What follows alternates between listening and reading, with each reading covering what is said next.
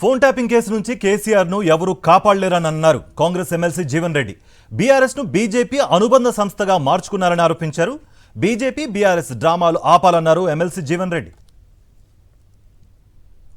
నిన్నటి పార్లమెంట్ ఎన్నికల్లో మనకు తెలియంది కాదు బీఆర్ఎస్ పార్టీ ఏ విధంగా బీజేపీకి కొమ్ము కాసిందో, ఏ విధంగా బీఆర్ఎస్ పార్టీ బీజేపీకి కొమ్ము కాసిందో, దానికి ప్రతిగా బీజేపీ ప్రత్యుపకారం ఏదైతున్నదో బీఆర్ఎస్ అధ్యక్షుడు కేసీఆర్ గారిని ఈ నేరంకి వెళ్ళి బెయిల్అవుట్ చేయాలి, ఏ విధంగా కాపాడాలనేటువంటి ఒక తాపత్రయంతో ఈ అంశాన్ని పక్కదారి పట్టింపు చేయాలనేటువంటి ఒక ఆలోచనతో ఈ నిరసన దీక్షలు చేస్తుంటే యావత్ రాష్ట్ర ప్రజానికే గమనిస్తుందని చెప్పి అంటున్నాను.